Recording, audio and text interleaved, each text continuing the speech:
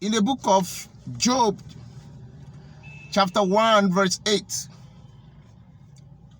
Satan protects against Job. He was so envious of Job, the life of Job. He wasn't happy because of the relationship Job kept with God. And God was so impressed with Job. And so God has to express his joy by telling Satan, have you seen my servant Job? Have you seen my son Job? God was so happy. But Satan, is an enemy of joy of all the children of God. So God told him in Job chapter 1, verse 8, then the Lord said to Satan, have you considered my servant Job, that there is none? God is speaking here. He said, there is none like him on earth, a blameless and upright man, who fear and shun evil. Despite all those wonderful virtues by God himself, evil visited Job. So as a child of God, sometimes you are a righteous man, you have a good relationship with God, you are a blameless person, you hate evil, God will be boasting over your life, and Satan will be so envy and not be happy. Satan will not be happy.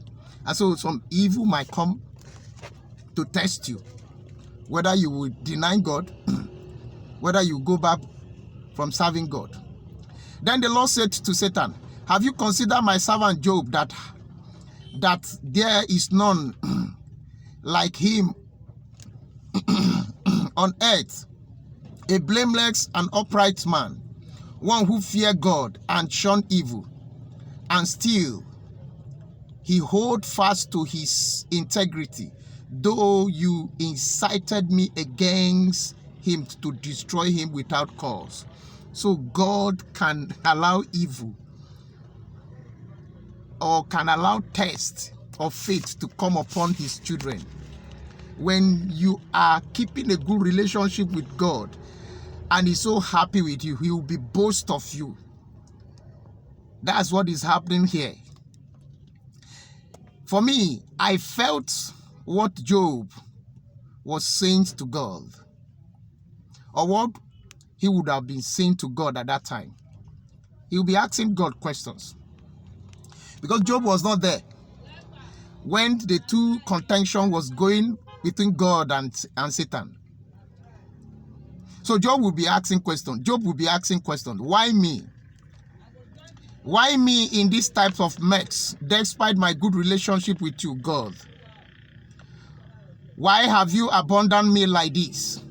Why have you allowed Satan to do all this to me? That should be the questions Job will be asking God. Let me tell you something, beloved.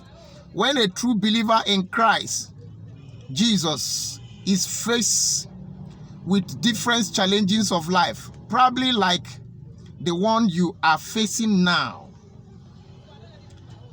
the type that even the unbeliever might not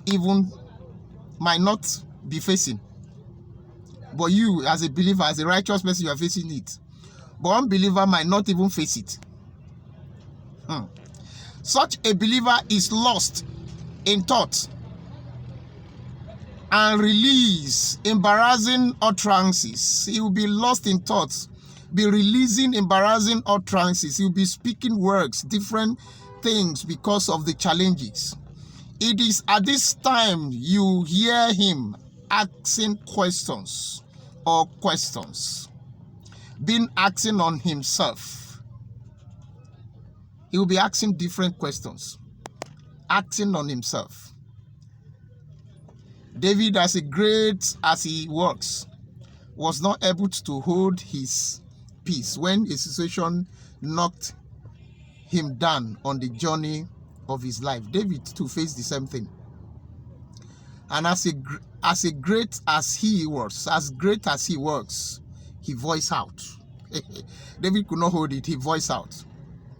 Why do you stand far off, O Lord? Why do you hide in time of trouble? Psalm 10 verse 1. That's what David lamented. Though he later came back to himself by saying that the keeper of the house of the household of Israel nor sleep nor slumber, but while in trouble, he thought God was far asleep. Because of what you're passing through, you think God has fall asleep. No.